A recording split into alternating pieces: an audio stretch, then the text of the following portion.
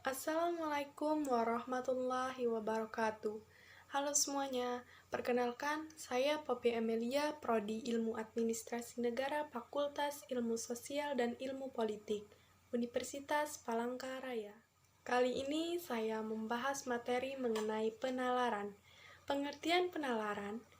Penalaran adalah proses berpikir yang bertolak dari pengamatan indera, yang menghasilkan sejumlah konsep dan pengertian. Dalam proses berpikir itu, seseorang menghubung-hubungkan data atau fakta hingga sampai pada suatu simpulan. Data atau fakta itu kemudian dinalar, dan data yang dinalar itu boleh benar dan boleh tidak benar. Seseorang akan menerima data atau fakta yang benar dan menolak data yang tidak benar. Proses menghubungkan sejumlah pengamatan seperti itulah yang disebut menalar.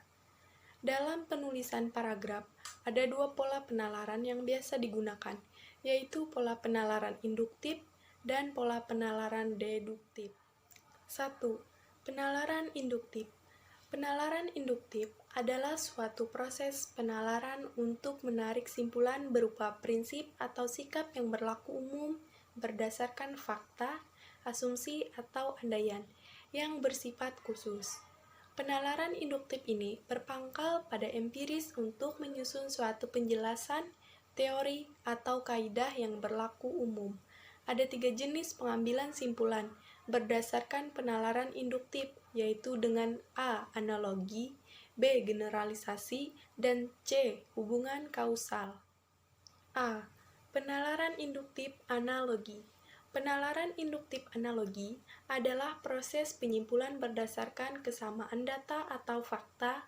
Analogi dapat juga dikatakan sebagai proses membandingkan dua hal yang berlainan berdasarkan kesamaannya. Kemudian berdasarkan kesamaannya itu ditarik suatu simpulan. Dengan kata lain, analogi merupakan suatu proses yang bertolak dari peristiwa atau gejala khusus yang satu sama lain memiliki kesamaan untuk menarik sebuah simpulan. B. Penalaran induktif generalisasi. Generalisasi merupakan suatu proses penalaran yang bertolak dari sejumlah gejala atau peristiwa yang serupa untuk menarik simpulan mengenai semua atau sebagian dari gejala atau peristiwa itu. Jumlah data atau peristiwa khusus yang dikemukakan harus mencukupi dan dapat mewakili. Generalisasi diturunkan dari gejala-gejala khusus yang diperoleh melalui pengalaman, observasi, wawancara, atau studi dokumentasi. C. Penalaran induktif hubungan kausal. Hubungan kausal merupakan bentuk penalaran yang diperoleh dari gejala-gejala yang saling berhubungan.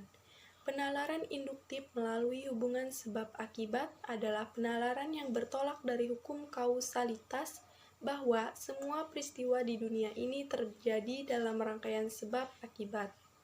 Dalam kaitannya dengan hubungan kausal ini, terdapat 3 hubungan antar masalah, yaitu sebab akibat, akibat sebab, dan akibat-akibat.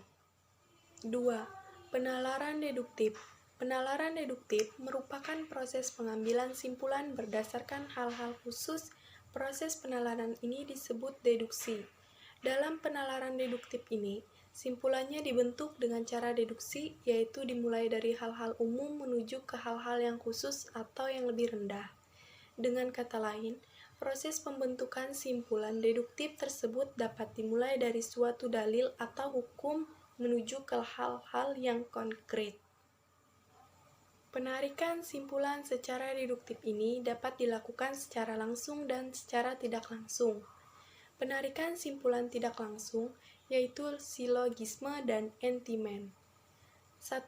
Silogisme digolongkan sebagai penyimpulan deduktif tidak langsung. Dalam silogisme ini, penyimpulan pengetahuan yang baru diambil secara sistematis dari dua permasalahan yang dihubungkan dengan cara tertentu. Silogisme adalah rangkaian 3 pendapat yang terdiri atas 2 pendapat dan 1 simpulan. 3 pendapat dalam silogisme tersebut adalah premis mayor, premis minor, dan simpulan. 2. Entimen. Entimen adalah penalaran deduksi secara langsung yang premisnya dihilangkan atau tidak diucapkan, karena sudah sama-sama diketahui. Dengan kata lain, entimen merupakan suatu proses penalaran dengan menghilangkan bagian silogisme yang dianggap telah dipahami. Iya teman-teman, itulah tadi penjelasan saya mengenai materi penalaran. Jika terdapat kesalahan dalam penyampaian, saya mohon maaf. Wabillahi taufiq wal hidayah. Wassalamualaikum warahmatullahi wabarakatuh. Dadah.